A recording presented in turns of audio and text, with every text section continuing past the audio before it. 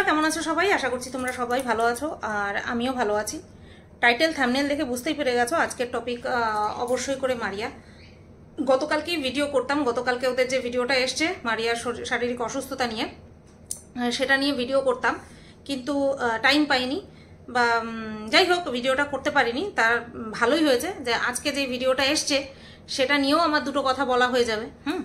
তো কারণ আমি প্রত্যেক দিন ওদের ভিডিও দেখিও না, আর ওদের ভিডিও দেখে আমি কন্টেন্ট প্রথম থেকেই করি না। তো যখন যখন আমার মনে হবে যে হ্যাঁ এটা নিয়ে ভিডিও করা যায় তখনই করব, এমন না যে ওরা আমাকে হার্ট করেছে বলে ওদেরকে এবার ছিঁড়ে ফিরে খেয়ে ফেলবো, এরকমটা কখনোই না, ঠিক আছে? তো যাই হোক, এবার মারিয়ার যে বিষয়টা আমাদের সামনে এসছে সেটাকে নিয়ে অনেক রকম অনেক কথাবার্তা উঠে এসেছে যে ওর নাকি মিসক্যারেজ হয়েছে বা ও অ্যাবর্ট করে দিয়েছে বাচ্চা, কারণ হচ্ছে ওর যেহেতু নতুন নতুন বিয়ে হয়েছে এখনও সব কিছু সামলে উঠতে পারেনি, তাই ওর বাচ্চা অ্যাবর্ট করে দিয়েছে। এইরকম নানান রকম কথা উঠে এসছে, যার একটা আনসার মারিয়া দিয়েছে। এবার মারিয়ার প্রবলেমটা কি? পিরিয়ডের ইরেগুলারিটি, যেটা কিনা ওর প্রত্যেক মাসে, যেটাকে মাসিক বলা হয়, তো প্রত্যেক মাসে হয় না ওর। এটা আমি পার্সোনালি জানতাম, বাট কারণটা জানতাম না যে ওর পিসিওডির সমস্যা আছে। তো এবার কারণ পিরিয়ডের সমস্যা বা ইরেগুলারিটি অনেক কারণে হতে পারে, স্ট্রেসের কারণে হতে পারে, অত্যধিক স্ট্রেসের কারণে হতে পারে, তারপরে তোমার হরমোনাল ইমব্যালেন্সের কারণে হতে পারে। এক মাসে অনেকে দুবারও হয়, তিনবারও হয়, তো সেটাও এক রকমের পিরিয়ডের ইরেগুলারিটি বোঝায়। তো এবার মারিয়ার কারণটা কি সেটা আমি জানতে পারলাম যে পলিসিস্টিক ওভারিয়ান সিনড্রোম, মানে পিসিওডি। এই কারণের জন্যই মারিয়ার হচ্ছে পিরিয়ডে প্রবলেম হয়। প্রবলেম অর্থাৎ হ্যাঁ প্রবলেম তো হবেই, কারণ যেহেতু প্রত্যেক মাসে হচ্ছে না, তারপরে ধরো 3-4 মাস পর পর গিয়ে যদি হয় তাহলে ওই পেইন, তারপরে অত্যধিক শরীরে যন্ত্রণা, এগুলো তো হবেই। কারণ আমরা যারা প্রতি মাসে আমাদের নর্মালভাবে হয় না পিরিয়ডটা, তারাই আমরা কত শারীরিক মানসিক সুইংসের মধ্যে দিয়ে যাই, বলে না মুড সুইং হয়, প্রচণ্ড পরিমাণে খিটখিটে হয়ে যায়। তারপরে বসে থাকলে বসেই থাকতে ইচ্ছা করে, উঠতে ইচ্ছা করে না, বা দাঁড়িয়ে থাকলে বসতে ইচ্ছা করে না, এরকম হয়। মানে একটা ছোট জিনিস নিয়ে আসবো সেটা পর্যন্ত করতে ইচ্ছা করে না, এরকম অবস্থা হয়। এবার যাদের 3-4 মাস পর পর যাদের গিয়ে হয় তাদের প্রবলেমটা আরও বেশি। আমার সঙ্গে পড়তো একটা মেয়ে ছিল, ওরও এরকম 2 বছর পিরিয়ড হয় না। 2 বছর, মানে ভাবা যায় 2 বছর পিরিয়ড হয় না? ভাবতে পারি না আমি। আমার তো এরকম বেশ কয়েক মাস গেছে আমার মাসে 2 বার পিরিয়ড হয়েছে, ঠিক আছে? তারপরে এরকম হয়েছে পিরিয়ড চালু হয়েছে বন্ধ হচ্ছে না, ওষুধ খেয়ে বন্ধ করতে হয়েছে, এরকমও হয়েছে। তো অনেক রকম শারীরিক এরকম ওঠাপড়া চলতে থাকে, যার জন্য হয়। তো এইবার ওর যে সমস্যাটা সেটা হচ্ছে পিসিওডি। এইবার পিসিওডিটা কি সেটা হয়তো তোমরা অনেকেই জানো, তবুও যেহেতু ভিডিও করছি আরও একটু ছোট্ট করে বলে দিই। পিসিওডি হলো ওই ওভারিতে ছোট ছোট ছোট ছোট সিস্ট হয়ে পুরো ওভারিটাকে ড্যামেজ করে দিতে থাকে, ঠিক আছে? এটা মেডিকেল সায়েন্সের ভাষা। কারণ কি বলতো, কারণ আমার ছিল সিঙ্গেল সিস্ট, যেটা কিনা আমি অপারেট করে দিয়েছি 2015 সালে। হ্যাঁ, বিয়ের 2 বছর পরে 2015 সালে আমি অপারেট করে দিয়েছি। তো তারপরেও তো আমার একটা ওভারি তো পুরো সুস্থ, পুরো ফিট অ্যান্ড ফাইন, তাই না? তারপরে আসলো ব্লকেজের সমস্যা, তারপরে ব্লকেজ ক্লিয়ার করে আসলাম কোথায়, ঠিক আছে? তো এই ওভারি আমাদের ওভারি বলো, জরায়ু বলো, মানে ইউট্রাস যেটাকে বলে, তারপরে ফেলোপিয়ান টিউব বলো, এগুলো আমাদের কিসের কাজে লাগে? এগুলো শরীরের থেকে যদি কেটে বাদ দিয়ে দেওয়া যায় না, কোনো কিন্তু ফারাক পড়বে না, আমরা কিন্তু জীবিত থাকবো, ঠিক আছে? কিন্তু এগুলো হচ্ছে রিপ্রোডাক্টিভ অর্গান। এগুলো হচ্ছে ভবিষ্যৎ প্রজন্ম জন্ম দেওয়ার কাজে লাগে। তো এখানটায় যদি এই পিসিওডির মতন যদি সমস্যা হয় না, বা এন্ডোমেট্রিয়াম লাইনিং যদি ঠিক হয়, তাহলে প্রচুর সমস্যা হয়। এই ধরনের এই গাইনো লাইনে যদি কথা বলতে থাকি তাহলে ভিডিও বিরাট বড় হয়ে যাবে, তাই শর্টে সারলাম যে ওই ওভারিতে ছোট ছোট সিস্ট হলে পরে তাকেই বলে পিসিওডি। তো এটা মহিলাদের মধ্যে বললাম না, 5টা মেয়ে দাঁড় করিয়ে দিলে তার যদি আল্ট্রাসনো করা হয়, 2জনের সিস্ট বেরোবে। সে নর্মাল সিস্টও, মানে একটা সিঙ্গেল সিস্টও হতে পারে, আবার পিসিওডিও হতে পারে, ঠিক আছে? তো এবার পিসিওডিতে মেন যেটা ডাক্তাররা বলেন সেটা হচ্ছে ওই হেলদি লাইফস্টাইল। এবার হেলদি লাইফস্টাইলের প্রথমটাই আমাদের শুরু হয় ওই খাদ্যাভ্যাস প্রথমে, তারপরে গিয়ে এক্সারসাইজ, ঠিক আছে? এই দুটো জিনিস,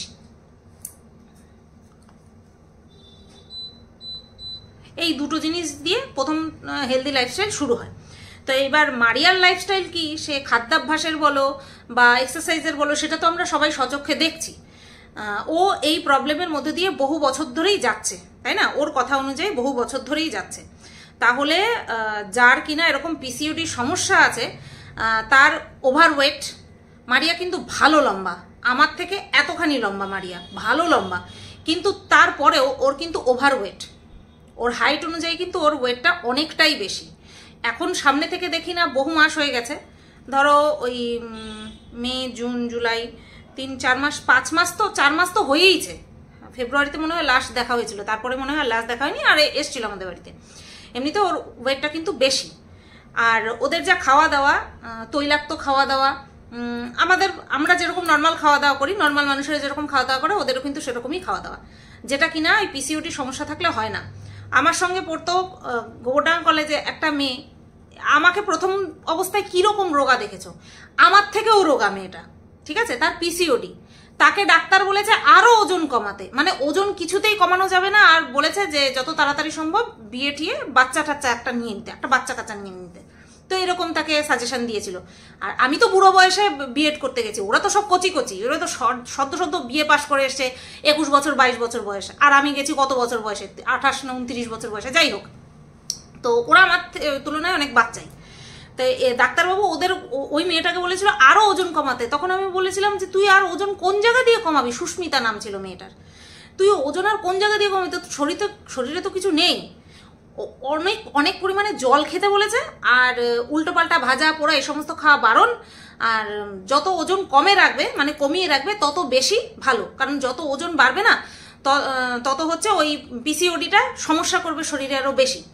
এইবার আমার আর ভাঙিয়ে বলার কিছু নেই যে মারিয়ার লাইফস্টাইলটা কীরকম, না ঠিক মতন খাওয়া দাওয়া, না ঠিক মতন পিসিওডি হলে পরে যেরকম নিয়মাবলী মেনে চলতে হয় সেরকমের ধারপাস দিয়ে যাওয়া, তো এই সমস্ত তো লেগেই আছে। এবার সবচেয়ে বড় কথা কি জানো তো, ওর তো এটা সমস্যা আছেই। আমরা মহিলারা বা মেয়েরা বিয়ে করার পরে, সে লাভ ম্যারেজ করি, ভেগে গিয়ে করি, অ্যারেঞ্জ ম্যারেজ করি, আমাদের বিয়ের পরে স্বামীর সাথে যখন থাকতে শুরু করি না, আমাদের শরীরের মধ্যে প্রচুর পরিমাণে পরিবর্তন আসে, প্রচুর পরিবর্তন আসে। আমার এখনও মনে পড়ে, আমার অ্যারেঞ্জ ম্যারেজ তোমরা জানো, কিন্তু তার মানে এই না যে আমার সঙ্গে আমার বরের পরিচয় হয়নি। 5 মাস আমরা ভালো রকমভাবে কথা বলে একে অপরকে জেনে নিয়েছিলাম। তো বিয়ের পরে আমার মনে হয় টানা 1 মাস আমার পটি ক্লিয়ার হয়নি, তারপর 2 মাস 2.5 মাস পরে ওরে পটি সে আর থামতে চায় না, ঠিক আছে। তো এই রকম সমস্যা হয়েছিল, প্রত্যেকের লাইফে এরকম সমস্যা হয়। এইবার যতই ওরা লাভ ম্যারেজ করুক, যতই ওরা একে অপরকে 7 বছর ধরে চিনুক না কেন, এটা একটা আলাদাই সম্পূর্ণ অভিজ্ঞতা। এবার সেই একটা অভিজ্ঞতার এফেক্টও কিন্তু ওদের লাইফের উপরে পড়েছে। আর তারপরে ওরা হচ্ছে মানে বলে না, আমরা যারা ভিডিও করি না, আমরা কন্টেন্টের বাইরে গিয়ে কিন্তু ভাবতে আমাদের কষ্ট হয় যে এটা নিয়ে আমি এটা ভিডিওতে দেখাবো, ওটা ভিডিওতে দেখাবো। এটা কিন্তু আমি নেগেটিভভাবে বলছি না, এটা প্রত্যেকটা ব্লগার করে, ঠিক আছে। তো এর ফাঁক দিয়ে আমরা আমাদের প্রয়োজনীয় যে খেয়াল কখন রাখছি না, সেটা আমরা নিজেরাও বুঝতে পারি না। তো এই বিষয়টা এদের ক্ষেত্রেও হয়েছে, এই বিষয়টা মারিয়ার ক্ষেত্রেও হয়েছে। আমার ওর হাজব্যান্ডের নাম আমার মুখে নিতে ইচ্ছা করে না। তো যাই হোক, কিন্তু যেটা এবার সমালোচনার বিষয় সেটা হচ্ছে, দেখলাম যে প্রচণ্ড পরিমাণে পেটে ব্যথা হচ্ছে 4 মাস পরে, তাও আবার ওষুধ খেয়ে, ডাক্তারের দেওয়া ওষুধ খেয়ে তারপরে গিয়ে পিরিয়ডটা হয়েছে। 5 দিনের মাথা হয়ে যাওয়ার কথা ছিল, 10 দিন টাইম লেগেছে। তো পিরিয়ড হয়ে যাওয়ার পরে এইবার সবাই বলছে যে প্রেগনেন্সি চলে এসেছিল, ইস্যুটাকে ক্লিয়ার করে দিয়েছে, ঠিক আছে, মানে অ্যাবর্ট করে দিয়েছে, যেটা আমার মনে হয় না যে কখনো করবে। কারণ এখনকার দিনে একটা বাচ্চা পাওয়া নর্মাল ওয়েতে পাওয়া ভগবানের আশীর্বাদ ছাড়া সম্ভব হয় না, বুঝতে পেরেছো? কারণ আমি ভুক্তভোগী, তো আমি জানি। তোমার মনের মধ্যে শুধু মায়া মমতা থাকলেই তুমি টপাস করে ভগবান তোমার একটা বাচ্চা দিয়ে দেবে, কখনো না। আমি আমার ছোট বোনকে যেইভাবে কোলে পিঠে করে মানুষ করেছি, মানে বড় করেছি আর কি, সে একমাত্র আমি জানি। তখন আমার 11 বছর বয়স, তা আমি কি বুঝি? আর তখনকার আমরা 90s-এর কিডরা, আমরা কি বুঝতাম 11 বছর বয়সে? সেই সময় ছোট বোনকে নিয়ে খাওয়ানো রে, ভাত খাওয়ানো রে, ঝিনুক বাটিতে দুধ খাওয়ানো রে, ঠিক আছে, তারপরে কোলে করে এইভাবে তো নিয়ে ঘুরতাম, এরকমভাবে 2 ঠ্যাং এপাশ দিয়ে ঘুরতাম। তো মমত্ববোধ তো সেই কোন জন্ম থেকেই তৈরি হয়ে গিয়েছিল, তাই না? তাই বলে কি ভগবান দিয়ে দিয়েছে? না, হয় না। এত সহজ না। তো সেই কারণেই বলছি, যদি ইস্যু চলে আসতো আমার মনে হয় না মারিয়া এটাকে অ্যাভয়েড করার মতন একটা পাপ কাজ করতো। তো ওর পিরিয়ডের সমস্যাই হয়েছে। তো আমরা যারা কন্ট্রোভার্সি করি তারা বেশিরভাগ ক্ষেত্রে মানুষ আমাকে দাগ টানে, আমার উপরে আঙুল তোলে, আমি বাচ্চা নিয়ে টানা হেঁচড়া করি। আর আমাকে বলতে মানুষের খুব সহজ লাগে, যেহেতু আমার নেই তার জন্য আমি একটা বাচ্চাকে নিয়ে যদি ভালো কথাও বলি সেটাও হয়ে যায় আমি বাচ্চাকে নিয়ে টানাটানি করি, ঠিক আছে? তো যাই হোক, আমি মানুষ আমাকে কি বললো না বললো আমি তার ধার কোনোদিনই ধারিনি। সবচেয়ে বড় কথা হচ্ছে আমি কোনো বাচ্চা বলো কোনো বড় মানুষ বলো তাদেরকে নিয়ে কোন ইন্টেনশন নিয়ে কথা বলছি সেটা আমার বিবেক জানে। সুতরাং আমার কারোর কাছ থেকে কোনো ক্লারিফিকেশন বলো বা কোনো সার্টিফিকেট চাই না। তো কন্ট্রোভার্সি ক্রিয়েটাররা যারা যারা বলেছে মারিয়াকে নিয়ে, মারিয়া আমাকে হার্ট করতে পারে, বাট এই বাচ্চার প্রসঙ্গটা আসলে পরে সে ইনবর্ন হোক, মানে ভ্রূণস্থ হোক, গর্ভস্থ হোক বা গর্ভের বাইরে থাকুক বা কেউ আসেইনি, এই বিষয়টা আসলে পরেই আমি একটু সেন্সিটিভ হয়ে যাই। তো এটাই বলবো যে সম্পূর্ণটা না জেনে ওই অ্যাবর্ট করে দিয়েছে, প্রেগনেন্সি ওয়াশ করার ওষুধ খেয়েছে, এই ধরনের কথা বলাটা আমার মনে হয় না কোনো বয়োজ্যেষ্ঠ মানুষের ক্ষেত্রে শোভা পায়। মুখ দিয়ে বেরোনোটা উচিত না, ইভেন কোনো মানুষেরই বলা উচিত না। কারণ আমরা এখানটায় যারা কন্ট্রোভার্সি করতে বসেছি তারা সবাই ওভার 18, আমরা সবাই সব কিছু বুঝি, তাই এইভাবে বলাটা ঠিক হবে না। যেই বিষয়টা নিয়ে মানুষে আমার উপরে আঙুল তোলে সেই বিষয়টা সবাই অনায়াসে বলতে পারে। তো আমি তার জন্য বলছি না যে তো ওরা বলছে বলে আমি বলবো, কখনো না। আমার যদি মনে হয় এখানে বাদ সাধার প্রয়োজন তো আমি বাদ সাধবো, যেরকমটা কিনা এখানে বললাম। তারপরে দেখলাম বাইরে বেরোলো, বাইরে বেরিয়ে খেলো বাইরের চা। এবার চাটা নিশ্চয়ই লিকার চা ছিল না, দুধ চা খেয়েছে। তারপরে তার আগে দুপুরবেলা কি খেয়েছে, শরীর অসুস্থতা নিয়ে, পেটে ব্যথা নিয়ে বিরিয়ানি। এই কি ফুড প্লাজার বিরিয়ানি নিয়ে এসছে।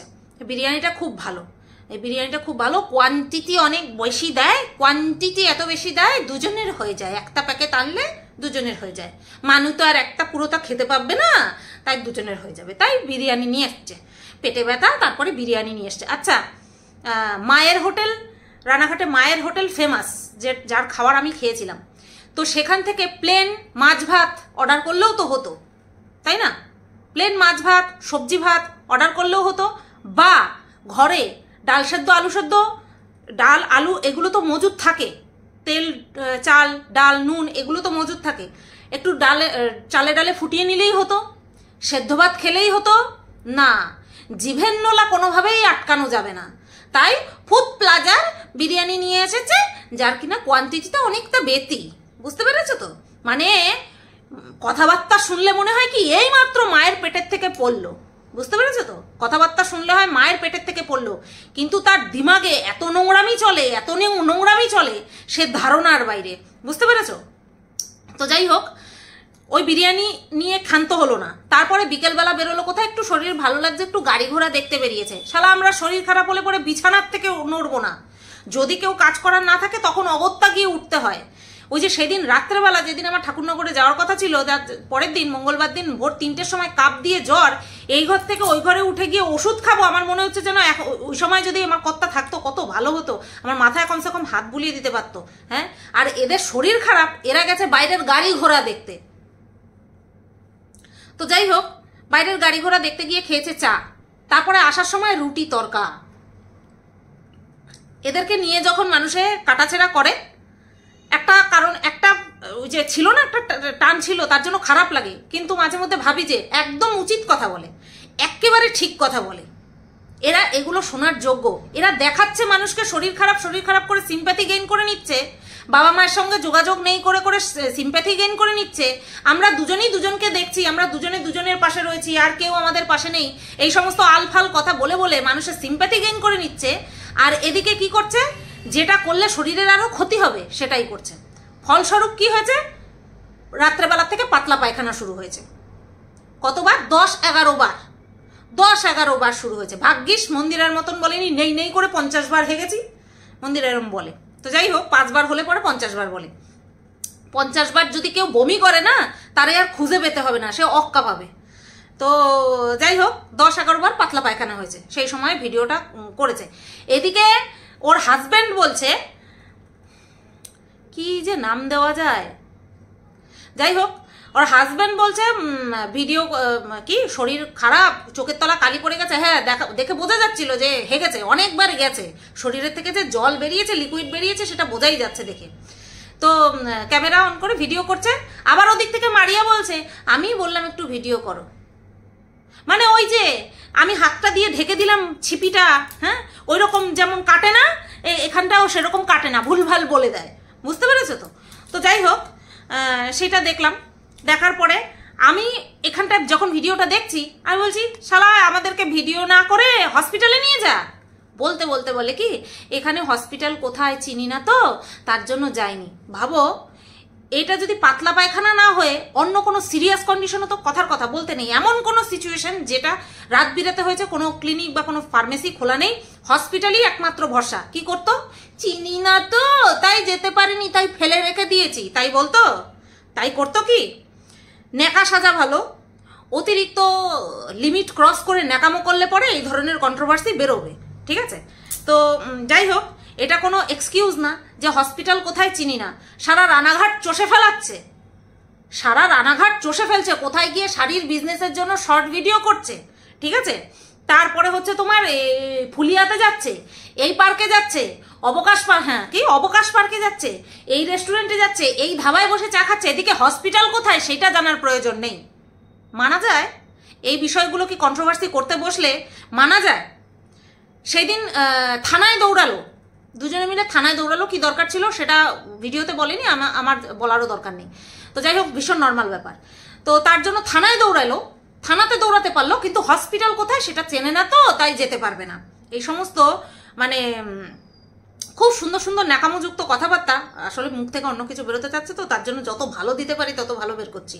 এই ধরনের ন্যাকামি কথাবার্তা মেনে নেওয়া যায় না। আর যখন মানুষ ওই বলে না, ঠিক করে নেয় যে আমরা এবার আলাদা সংসার করব বা ভেগে যাব বা পালাবো, তখন তাদের মাথার মধ্যে এটা রাখতে হয় যে আমাদের অনেক কিছু প্রয়োজন পড়তে পারে। যেমন কিনা আমরা কোথাও ঘুরতে গেলে জ্বরের ওষুধ, পেট খারাপের ওষুধ, মাথা যন্ত্রণার ওষুধ কমন, একটা ওআরএসের প্যাকেট, এগুলো কিন্তু নেবই নেব। ঠিক তেমনি আমরা যদি এরকম এত বড় লাইফের একটা ডিসিশন নিই, তখন আমাদের জানতে হবে না হসপিটালটা কোথায় রে, ডাক্তার কোথায় বসে রে, একটা ভালো ফার্মেসির নাম রে, থানা কোথায় রে, প্রয়োজনীয় যে জিনিসপত্রগুলি। এদিকে একে অপরের বাড়িতে গিয়ে ঘুরে বেড়াচ্ছে, খাচ্ছে, আমাকে নিয়ে ফষ্টি নষ্টি করছে, আমাকে নিয়ে নোংরা কথা আলোচনা করছে, সেই বেলায় কোনো অসুবিধা হচ্ছে না, মানে সেইগুলো করতে পারছে। কিন্তু কোথায় হসপিটাল জানি না, হসপিটালটা কোথায় জানি না তো, তার জন্য ঘরেই রেখে দিয়েছি। ধেরে গোবিন্দগুলো এত কিছু করে ফেলতে পারছে, নতুন করে সংসার করতে পারছে, হসপিটাল কোথায়? 3 মাস হয়ে গেছে ওখানে রয়েছে, হসপিটাল জানে না। তারপরে পরের দিন বলে না, ঠেলায় না পড়লে বিড়াল গাছে ওঠে না। তারপরের দিন কি দেখলাম? সেদ্ধ ভাত না, জলমুড়ি খাচ্ছে। তা সেই দিন রাত্রেবেলায় যে অসুস্থ না সে রুটি খেত, তুই খেতিস, তোর পিরিয়ড হচ্ছে, তোর পিরিয়ডের পেইন হচ্ছে, তাতে আবার গ্যাসের জিনিস খাওয়ার কি দরকার ছিল? রুটি তরকা এগুলো খেলে গ্যাস হবেই, যাদের হজম হয় ভালো তাদেরও গ্যাস হবে, কারণ আটাতে এত পরিমাণে ফাইবার থাকে, ওটা হজম হতে টাইম লাগে, ঠিক আছে? তো সেই কারণের জন্য তুই জলমুড়িটা খেতে পারতিস, বা কোনো লাইট খাবার খেতে পারতিস, 2টো মেরি বিস্কুট খেয়ে শুয়ে পড়তে পারতিস। একবেলা না খেলে মানুষ না খেয়ে কোনোদিনও মরে না, অতিরিক্ত খেলে পরেই তার প্রবলেমটা হয়, ঠিক আছে? কারণ আমি নিজে ভুক্তভোগী, যখন মুখ বেশি শুশুর করে তারপরেই আমি পড়ি, ধরো এটা খাবো, ওইটা খাবো, সেটা খাবো, এরকম করতে থাকে মুখের ভেতর। তো যাই হোক, পরের দিন খাচ্ছে জলমুড়ি, আমি দেখছি আর হাসছি যে হ্যাঁ এখন খাচ্ছিস, এটা 10-12 বার পাতলা পায়খানা হওয়ার আগে খাওয়া উচিত ছিল, আর এখন খাচ্ছিস। তারপরে ওলে বাবালে, জেন্ডার ডিসক্রিমিনেশনের মতন কাজের ডিসক্রিমিনেশন নিয়ে করছে, লিঙ্গ ওয়াইজ কাজের ভাগাভাগি নিয়ে কথা বলছে গো। মানে বলে না, আরে আমি একটা শর্ট ভিডিও বানিয়েছিলাম, রিলস, যেখানটায় কিনা বলেছি যে মানুষ পুণ্য করার কথা তখনই ভাবে যখন সে আর পাপ করার জন্য আর লায়েক থাকে না, মানে এত পাপ করে ফেলে আর পাপ করার কোনো জায়গা থাকে না, তখন সে পুণ্য করতে বসে।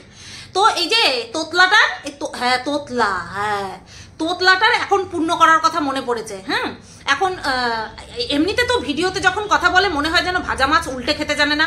আমরা যেমন রাক্ষসী, আমি যেমন রাক্ষসী, এমনিতেও রাক্ষসী, ভিডিওতে প্রমাণ করি, দেখে মানুষ বলে দিতে পারে এই তো একটা আস্ত ডাইনি। কতবার তকমা নিয়েছি না, ডাইনি, রাক্ষসী, ওই যে পাগলিটা বলেছে আমার রাক্ষসী, তো এরকম আমি ভেতরেও যা ফিল করছি আমি উপরেও তা বলবো, কিন্তু এই তোতলাটা ভেতরে হ্যালো বন্ধুরা কেমন আছো, ভালো আছো, আশা করছি, এ হচ্ছে এই টাইপের।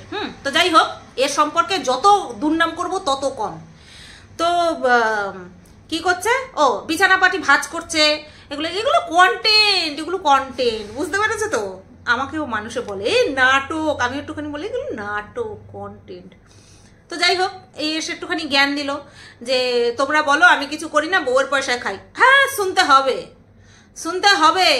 ভরা পুরা দোকান ছেড়ে এমন জায়গায় এসে পড়ে রয়েছে, সে যে কারণেই আসুক না কেন, নিজেরা আসুক বা কারোর কথায় আসুক, এমন জায়গায় এসে পড়েছে যেখানে কিনা এই ব্যবস্থা নেই। হঠাৎ করে কাজ চাই বললেই কি পাওয়া যায়? হ্যাঁ, কোনো দোকানে কাজ করতে হবে, শাড়ির দোকানে হোক, মুদি দোকানে হোক, এরকম বড় বড় মুদি দোকানে হোক বা মলে হোক, এরকম কাজ করতে হবে। পারবে? মনে হয় না পারবে। তো যাই হোক, বলা যায় না, আবার মানুষের সম্পর্কে বেশি গ্যারান্টি দেওয়া যায় না। আমি ভেবেছিলাম খুব ভালো, ভীষণ ভালো, আমি এত উপকার করেছি, কোনো সময় বিনা কারণে আমার সঙ্গে অশান্তি করবে না। ওরে বাবা, আমি তো অন্যের মুখ থেকে শুনতে পাই যে আমার সম্পর্কে কি নোংরা কথা বলে রেখেছে। ঠিক আছে, তো যাই হোক, তো এবার বলছে কি জলমুড়ি খেলো, এবার সকালবেলা রান্না করছে, কাঁচকলা আলু দিয়ে রান্না করছে, ঝোল খাবে। কেন? ফুড প্লাজার বিরিয়ানি কোয়ান্টিটি অনেকটা, সেটা আনা হবে না, সেটা খাওয়া হবে না, যত সব কাঁচকলা আলুর ঝোল করছে, তার মধ্যেও দেখলাম পেঁয়াজ দিয়েছে, অল্প তেল দিয়ে। কাঁচকলা আলুর তরকারিতে পেঁয়াজ দেয় কিনা আমার জানা নেই, কাঁচকলা আলুর তরকারি তো নিরামিষ ভালো লাগে, আর পেঁয়াজ দিলে সেটা তো নিরামিষ থাকে না। তো এই তো গেল ওদের ব্লগিং এর কথা। এইবার ক্ষমা চেয়েছে, ভিডিও টাইটেলে থাম্বনেলে লিখেছে ক্ষমা চাইলে মানুষ ছোট হয়ে যায় না, ক্ষমা চাইলে মানুষ ছোট হয় না, ক্ষমা পরম ধর্ম। একদম সত্যি কথা। ক্ষমা চাইবে সেই ব্যক্তিটা যেই ব্যক্তিটা ভুলবশত ভুল করে ফেলেছে। ধরো আমি ভুলবশত ভুল করেছি, বা আমাকে কেউ একটা কিছু বলেছে, যেরকম কিনা সোমনাথ আমাকে পোক করেছিল, আমি তার পরিবর্তে রিভিল করে দিয়েছিলাম। ঠিক আছে, এইগুলো হচ্ছে একটা, মানে আমাকে খোঁচা না দিলে আমি যদি সেই কাজটা করি, ধরো আমাকে সোমনাথ যদি পোক না করতো, আমি ওই জিনিসটা করতাম না, তারপরেও যদি আমি করতাম, তাহলে কি বলতে হবে? আমি মানসিকভাবে আমার মস্তিষ্ক বিকৃতি ঘটেছে, তাই তো? এরকমই ঠিক কেউ যদি কারোর উপকার ভুলে গিয়ে তারপরে তার বাস দেওয়ার সব রকমভাবে চেষ্টা করে, তাহলে তার সেই ক্ষমা চাওয়া কোনো মাইনেই রাখে না, কোনো রকম কোনো মাইনে রাখে না। ঠিক আছে, এইবার এ ক্ষমা চেয়েছে কোন বিষয়টার জন্য? 2 মাস আগে বরাহনন্দন বলেছিল যে, বেশ কিছু কন্ট্রোভার্সি ক্রিয়েটারকে না একজনকেই হয়তো বলেছিল, খুব সম্ভবত দেবশ্রীদিকেই হয়তো বলেছিল, বরাহনন্দন বলেছিল, সেই কারণের জন্য ক্ষমা চাইতে এসেছে। আর কি বলেছিল? পেছনে বুড়িমার বোম গুজে দেবে। তো আর কি বলছে যে অল্প বয়স তো তাই মাথা গরম, যার শিক্ষা ভালো হয় সে অল্প বয়সেও তার মুখটাকে, জুবানটাকে সংযত রাখে, আর যার শিক্ষা খারাপ হয় সে বয়সের দোহাই দিতে বসে, ঠিক আছে? সেই সময় কিন্তু আমি সাইলেন্টলি প্রতিবাদ জানিয়েছিলাম। সাইলেন্টলি অর্থাৎ এই কারণেই বলছি, কারণ আমি যেইভাবে কন্ট্রোভার্সি করি সেইভাবে করিনি, বাট আমি বলেছিলাম যে ওর এটা বলাটা উচিত হয়নি। আর এটাও বলেছিলাম যে এ আমার কাছে বলেছিল যে এ অনুতপ্ত, ঠিক আছে? আর এখন গিয়ে ভিডিওতে বলছে কেন? কারণ ওর বউয়ের শরীর খারাপ হয়েছে, তার জন্য। মানে ওর মনের মধ্যে হয়তো কোনো জায়গায় কুটকুট করছে যে আমি হয়তো এটা কাজটা ঠিক করিনি, আমি হয়তো ভুল করে ফেলেছি, পাপ করে ফেলেছি, তার জন্য মনে হয় আমার বউয়ের এরকম শরীর খারাপ হয়েছে। নতুবা হঠাৎ করে ক্ষমা চাওয়ার বিষয়টা কেন আসলো, আর মানসিক টাইপের কেন করেছে যে আমি মানসিক করেছিলাম, মারো যদি সুস্থ হয়ে যায় তারপরে গিয়ে আমি তোমাদের কাছে ক্ষমা চাইব। তার মানে ওর মনের মধ্যেও কোথাও গিল্টি ফিল করছে। এইবার যেই নোংরামো আমার সাথে করেছে, তাহলে সেই বিষয়ে ওদের কি হতে পারে? আমি অভিশাপ দিচ্ছি না, আমি কোনো রকম, আমি অভিশাপ দেওয়ার মতন অত পূর্ণ আত্মা নই, অত পূর্ণ আত্মা আমার নয় যে আমি কাউকে অভিশাপ দেবো সেটা ফলে যাবে। বাট হ্যাঁ, এটাও সত্যি কথা যে বিনা কারণে আমি কারোর সম্পর্কে গোপনে বা সর্বসমক্ষে পিএনপিসিও করি না, কারোর বাঁশ দেওয়ার চিন্তাভাবনাও করি না। এইটুকু পূর্ণ আত্মা আমার, এইটুকু পূর্ণ আমার আছে, ঠিক আছে? এইটুকু জোর আমার আছে। ক্ষমা তো যাই হোক, যাদের কাছে তোমাদের কাছে ক্ষমা চেয়েছে তোতলাটা, ক্ষমা করে দিয়ে তোমরা সবাই। বাদ বাকি